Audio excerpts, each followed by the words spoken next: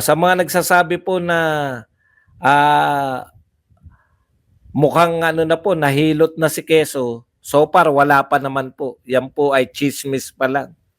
So far po, wala pa namang sinabi na mamadaliin na ng Senado. Basta ganito po yung sa'tin 'no, paulit-ulit na si Chis diyan na hindi sila puwedeng madaliin. Ang pinakamaaga nilang puwedeng, pag-usapan niyan o isalang ang impeachment after na ng SONA. So bagong set na po ng mga senador 'yan. Bagong set na. Hindi natin alam kung si Chis pa rin ang, presidente at that time. Pero maghahanda na sila. Kaya ang tsorya natin diyan, once na magbago po si Chis, ang tanong natin magkano? Magkano Chis? Pero dahil wala pa naman, dahil wala pa naman pong, kaso, wala pa namang, pagmamadali si Chis, naniniwala tayo sa kanya na yung impeachment ay magsisimula pa after ng election, bago ng mga senador. Dapat naman talaga.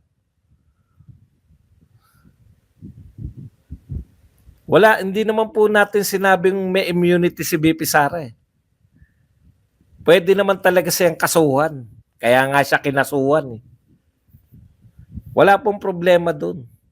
Okay. Ayon naman po kay Chis Escudero, wala naman siya nakikita na problema, no? Dahil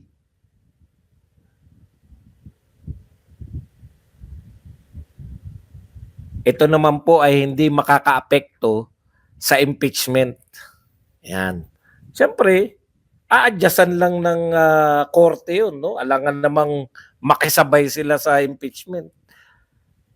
Pwede namang simultaneous. Pero magkakaiba lang. Ang sinabi lang ni Chis, hindi po pwedeng yung mga anong tawag dito? Yung mga ebidensya na nilalatag sa korte, kukunin lang nila. Iba rito. Kung sabay man yan nagaganap, wala kaming pakialam sa korte. Yung korte wala rin pakialam dito sa impeachment court. Kasi iba po ito eh. Dito po sa korte kasi, lalo na kriminal, patutunayan nila nagkasala at ipapakulong. Fianceable naman yan. Ganun po kababaw yung kaso na yan. Pwedeng magpiansa. Hindi po yan katulad ng mga mabibigat na kaso. Pag fianceable po, tayo naman, hindi naman tayo abogado, pero ang pagkakaunawa natin, kung fianceable po ang kaso, hindi po mabigat yan. Okay. Sa madaling salita, wala nakikitang problema si Escudero. Ito naman mga congressman. Sabi po ng ng isang congressman, lalo raw pong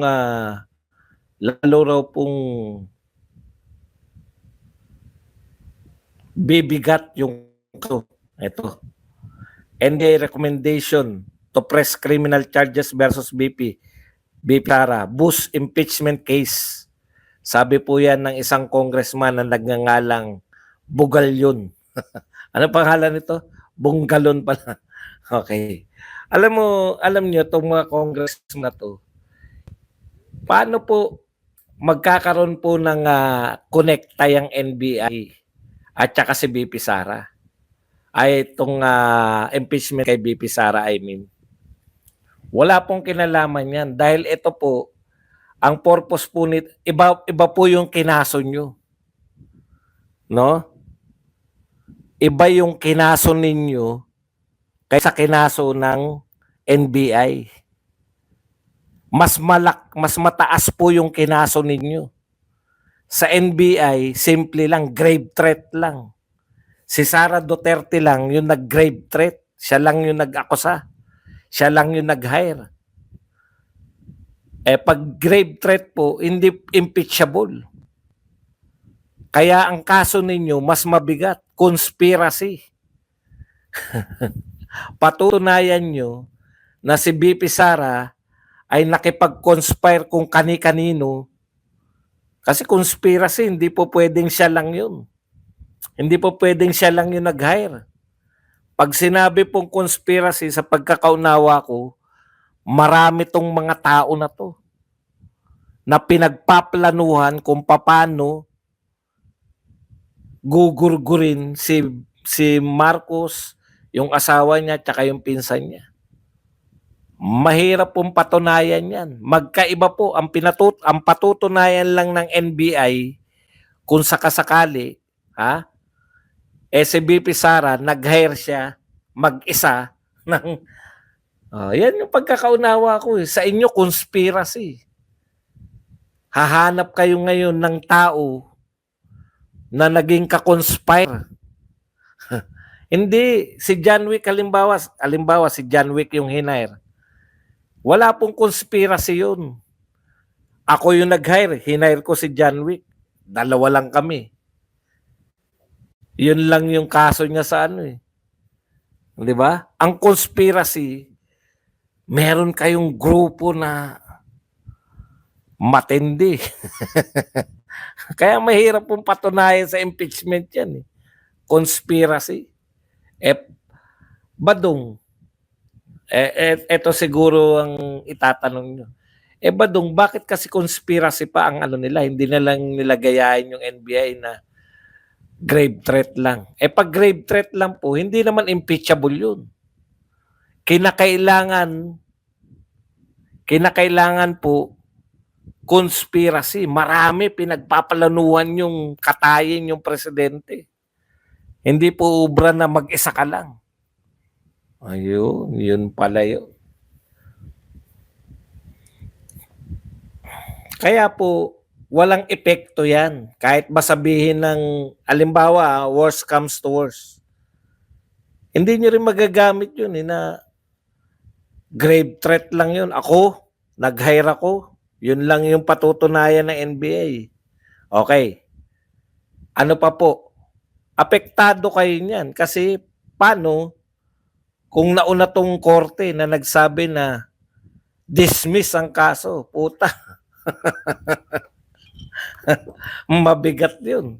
Dinismiss. Malamang madismiss eh. Bakit? Para mo mapatunayan yun, kinakailangan makita mo si John Wick.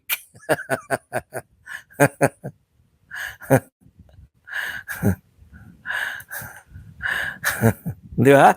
Kinakailangan mapaamin mo si John Wick.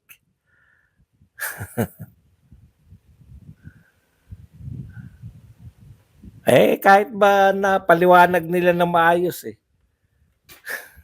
Ako, gagayahin ko lang si Tulpo.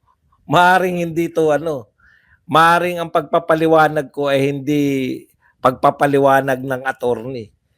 Pero ito po ay mas maunawaan ng pangkaraniwan tao. Di ba? Alam nyo minsan yung mga attorney, tama yung sinasabi nila pero hindi naman mahirap po silang intindihin. Ganun po talaga yun. Ngayon, kung ayaw nyo rito, kung gusto nyo pakinggan yung paliwanag ng attorney, wala naman akong problema ron. Wala naman akong problema ron. Basta ang pinapaliwanag ko lang, yung kayang abutin ng ating mga isip. Okay, kaya both ways po yan, no? Kahit po guilty or not guilty si BP Sara sa kaso ng NBI, wala pong kinalaman sa kaso nyo dahil magkaiba kayo ng kaso eh. Dahil pag sinabi nyong grave threat lang, sasabihin kaagad na impeachment court, wala yan dito sa impeachable offense. Reject. Di ba? Rejected kaagad. Hindi po lahat ng kaso ay impeachment offense. Iba po yung impeachment. No? Dapat mas mabibigat yung kaso mo. Yung kinakaso sa'yo. Mabibigat din yung ebidensya. Okay, punta po tayo rito sa iba pang reaksyon. Ito malupit na reaksyon. yung kay Asidre.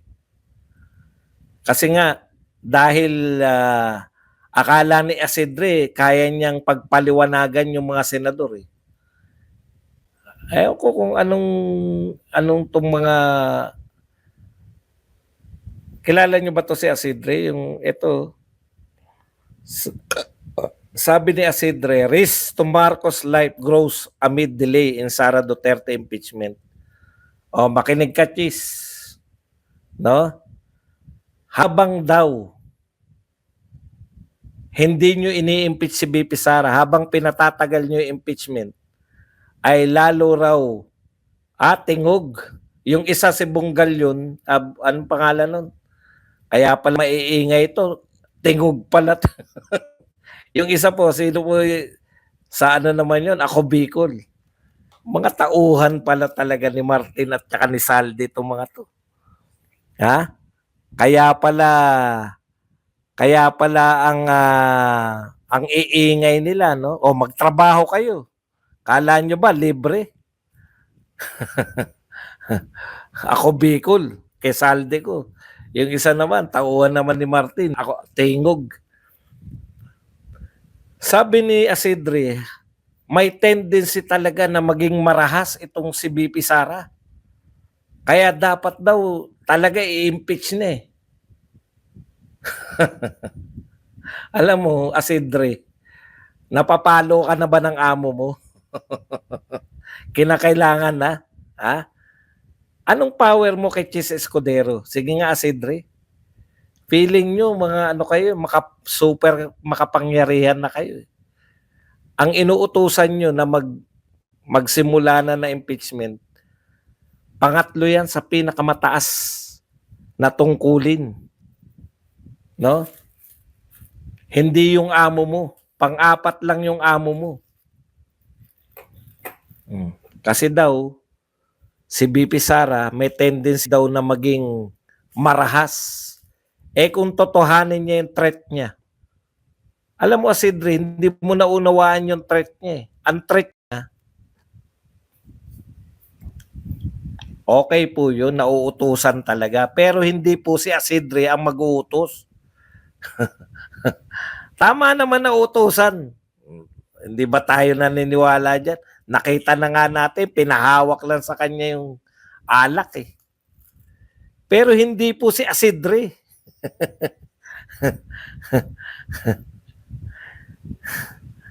Yan nga tauhan ni Tambi yan, congressman.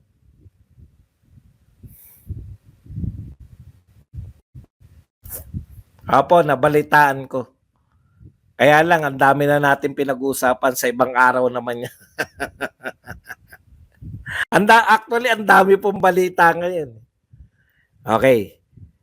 Gusto ko lang to kasi mas kursunada kung... Kaya ngayon, ang mga vlogger namimili ng balita. Ang dami, sabay-sabay. Ibig mo sabihin, Asidre, pag tinoyo si BP Sara, ganito ikaw na lang yata hindi nakakaunawa. Si John Wick, tawagin na lang natin John Wick yung hinire di umano ni BP Sara. John Wick kikilos lang kung i-assassinate si BP Sara. Ibig mo sabihin, Asidre, para lang mapagbigyan yung kuro-kuro mo, magpapa-assassinate si BP Sara para lang makaganti si John Wick. Kayo muna ang magpasimuno, no? Hindi nyo inuunawa eh. Okay, ang threat, papakita ko lang po sa inyo. Actually, hindi yan threat si BP Sara. Ang pinakamatinding threat, ito po yung itsura ni Asidre. Ha? Ito. Yan ang pinakamatinding threat. Yung ilong mo. Huwag kang tatabi. Kay BBM, baka masinghot mo eh.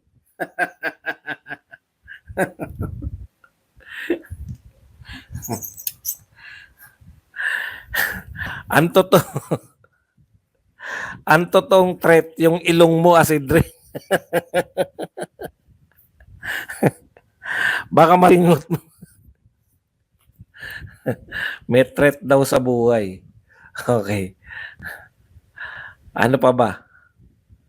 Teka, tignan lang natin kung meron pa akong ano rito.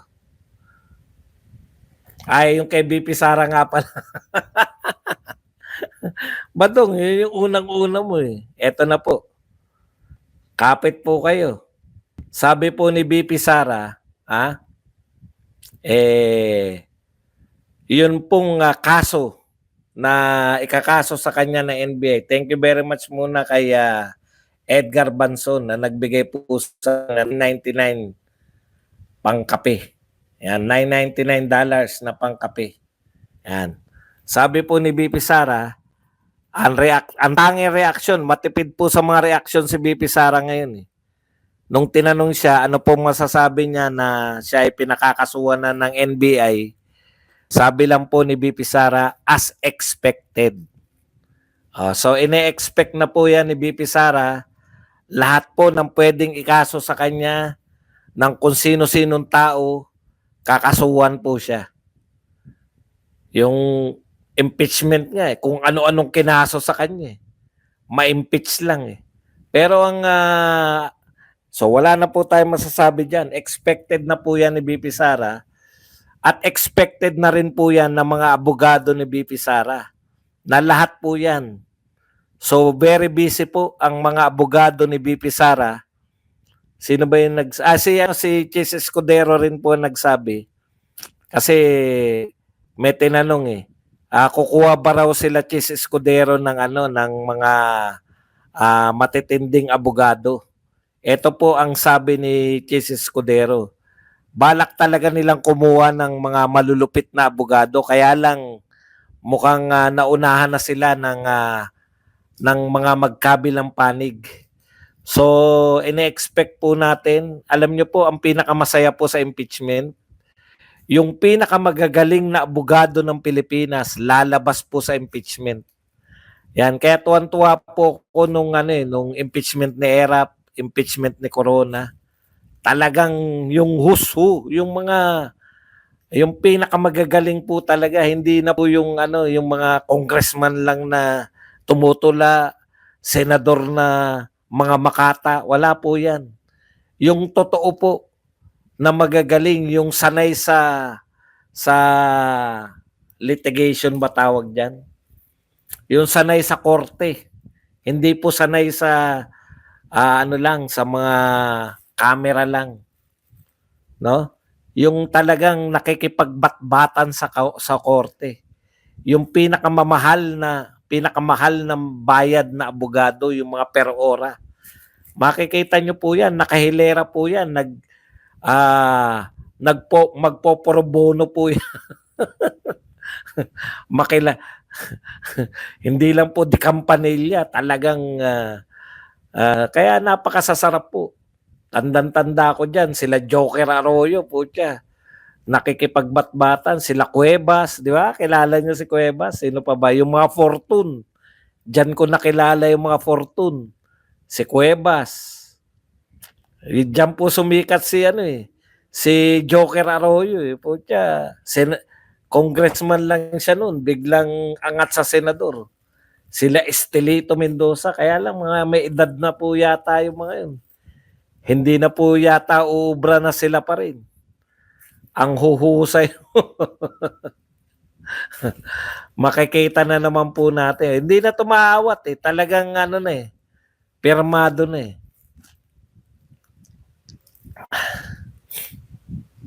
si Estelito.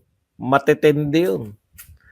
Kaya hindi po katulad dito, yes or no, hindi po ganun. Talagang sila Davide, mahuhusay po. Kaya ngayon, panay paghanda na po. Etong mga kalaban ni BP Sara, panay pa-interview. Di ba? Sila BP Sara, hindi nyo alam kung ano gagawin. Baka isang araw lang yung puta. Ano na natin to? I-dismiss na natin. Hula ko lang.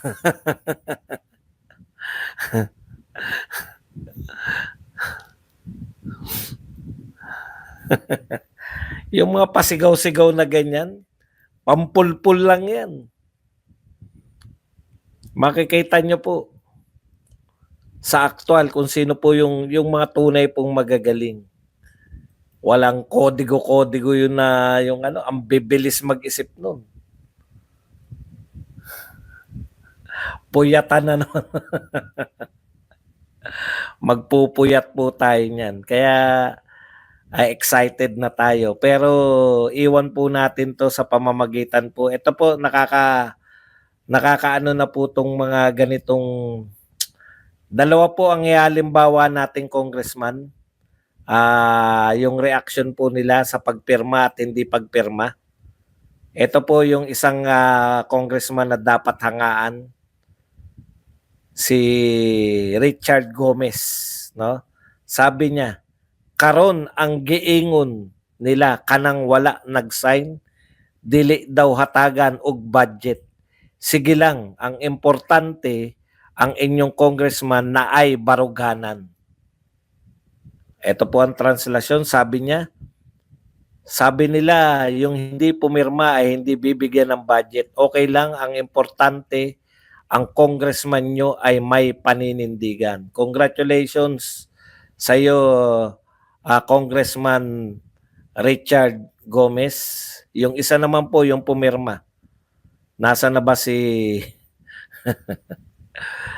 Nasaan ka na, Prasco? Ito po sabi ni Prasco. Ang number one reason ko talaga, ito talaga ay translated na po to